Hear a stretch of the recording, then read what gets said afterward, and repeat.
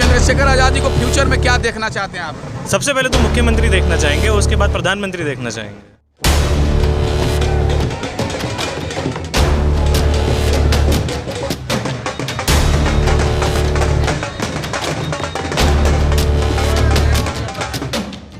बहुत अच्छे इंसान हैं, बहुत अच्छे। दूसरा स्थापना दिवस है, आप क्या कहना चाहेंगी?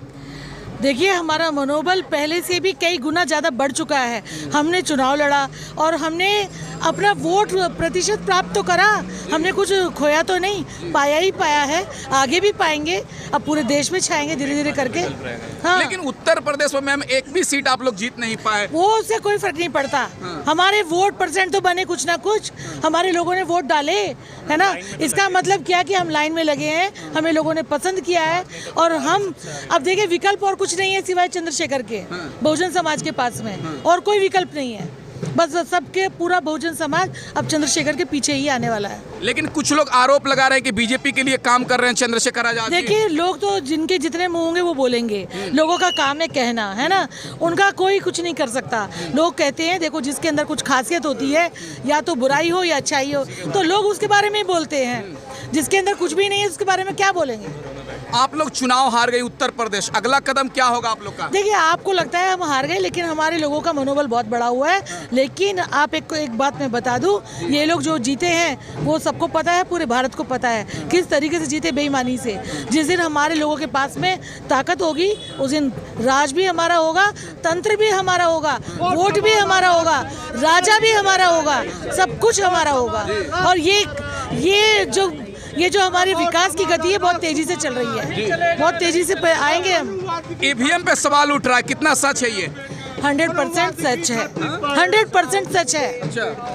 ये हमने बहुत ऐसे देखा है, कई जगहों पर क्या होता था, पोलिंग बूथ पर वोट डालने नहीं दिया जा रहा, लोग जा रहे हैं लेकिन वहाँ पे डालने वाला कोई इनका बीजेपी का आदमी खड़ा है, वो बटन अपनी मर्जी से दबा रहा है। ये क्या होता है?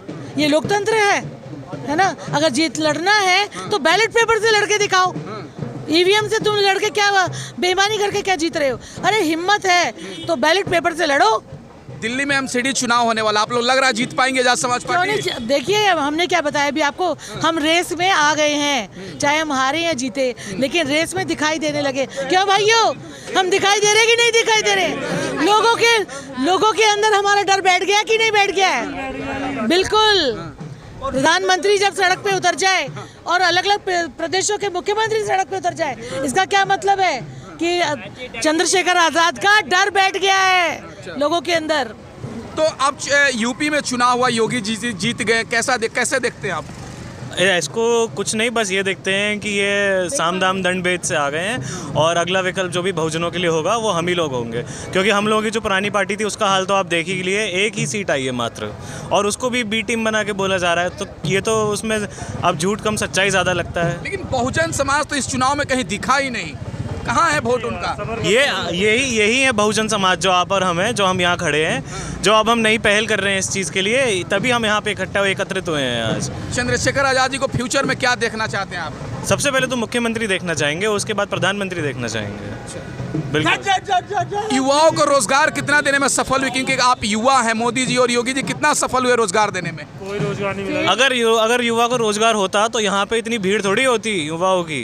वो सब अपने रोजगार पे होते, अपनी नौकरी पे होते, अपने काम पे होते, यहाँ थोड़ी इकट्ठे होते। यहाँ पे हमेशा की जैसे बूढ़े और बड़े आदमी इकट्ठे होते। तो अगर रोजगार होता तो यहाँ पे और कम भीड़ होता। ये तो उनकी नाकामी और उन्हीं का वो है।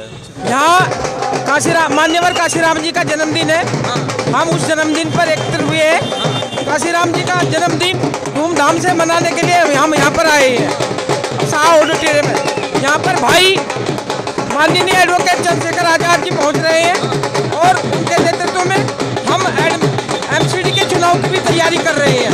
हाँ, लेकिन यूपी में तो आप लोग हार गए, यूपी में देखिए, पहली ट्राई थी, वोट बहुत मिला है, वोट में कोई कमी नहीं आई, परंतु एक तो धन की कमी थी, वोटर की कोई कमी नहीं थी, समय कम था। इसलिए कभी भी ये नहीं सोचना चाहिए कि एक बार में सफलता मिल जाएगी।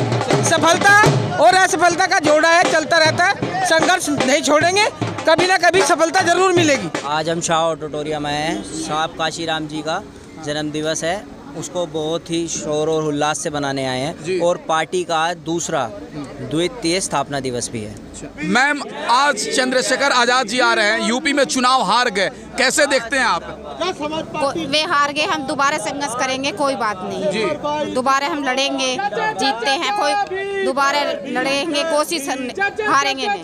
जीत सर, एमसीडी चुनाव हो रहा है, क्या आजाद समाज पार्टी जीत पाएगी? आप लोग जीत पाएंगे? क्या मुद्दा है आप लोग के पास? देखिए, मुद्दे बहुत सारे हैं। अरविंद केजरीवाल जी ने 49 दिन की जो सरकार के अंदर जब उन्होंने अपनी सरकार बनाई थी दिल्ली में, तो उन्होंने वाल्मीकि समाज के जो हमारे दिल्ली के सफाई कर्मचारी हैं और निगम के जो कर्मचारी तमाम डिपार्टमेंट के, उन्होंने एक जुमला समझ लो मैनिफेस्टो में लिखा था कि जब जिस दिन मेरी सरकार बनेगी मैं तमाम कर्मचारियों को पक्का करने का काम करूंगा और इनके जो लाभांश है एक मुफ्त देने का काम करूंगा और निगम को एक करने का काम करूंगा। लेकिन 15 साल से भाजपा एमसीडी में है, सत्ता में है, आप लोग कैसे उखाड़ फेंकेंगे उसको? देखिए, भाजपा का तो चेहरा बिल्कुल साफ आ गया है, पर देखिए पीछे से नहीं, वो फ्रंट पे आके बहुजन समाज को मारने का काम कर रही है। वो तो लाइन में कहीं है ही नहीं दिल्ली के अंदर।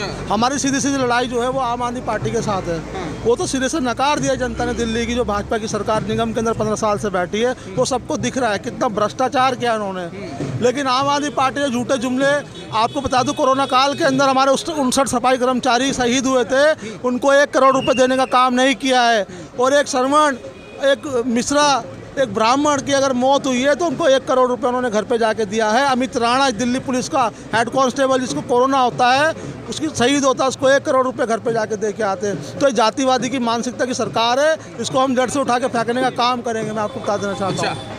अभी हम दिल्ली में थे, जहां पर आजाद समाज पार्टी के कार्यकर्ता हमसे बात कर रहे थे, कह रहे हैं कि यूपी हारे हैं, दिल्ली जीतेंगे और चंद्रशेखर आजाद को प्रधानमंत्री बनाएंगे। ये आजाद समाज पार्टी के कार्यकर्ताओं का राय था।